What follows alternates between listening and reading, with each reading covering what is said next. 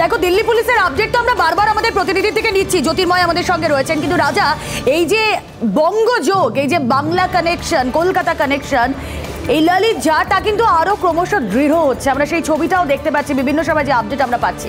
আর এবার দিল্লি পুলিশের special cell তারা আসতে চলেছে কলকাতায়। কলকাতার রবীন্দ্র সরণি এবং মুক্তারাম বাবু স্ট্রিট, এই দুই জায়গায় তারা তদন্ত করবেন। বেশ কিছু তথ্য তারা হাতে পেতে চাইছেন এই মুহূর্তে, এবং কলকাতা পুলিশের স্পেশাল টাস্ক ফোর্স তারাও কিন্তু প্যারালালি তদন্ত শুরু করে দিয়েছে। আমরা এই নিয়ে কথা বলবো, আমাদের প্রতিনিধি সায়ন্ত ভট্টাচার্য রয়েছেন সঙ্গে। সায়ন্ত, কি আপডেট রয়েছে?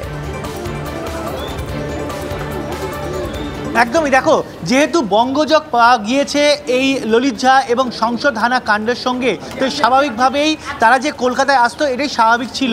আর সেই কারণে দিল্লি স্পেশাল সেলের তদন্তকারীরা কিন্তু মুক্তারাম বাবু স্ট্রিট, রবীন্দ্র সরণি, এমনকি বাগুইয়াটি, হালিশহরে পর্যন্ত যেতে পারেন বলে সূত্রের খবর।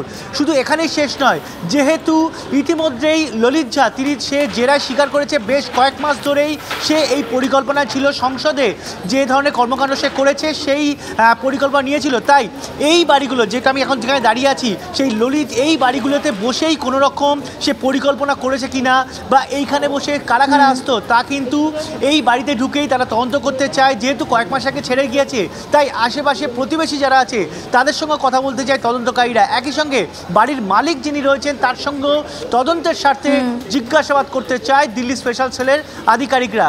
তাই এই জায়গায় মনে করা হচ্ছে যে দিল্লি স্পেশাল সেলটা কিন্তু নিখুঁতভাবে তদন্তে নেমেছে, যে কোথাও কোনো ফাঁক ফোকর ছাড়তে নারাজ। সেই কারণে তারা হালিশহরে নীলাক্ষর বাড়িও যেরকম যেতে পারে, তেমনি বাগুইয়াটিতেও যেতে পারে, আবার মুক্তারাম বাবু স্ট্রিট এবং রবীন্দ্র সরণিতেও যেতে পারে।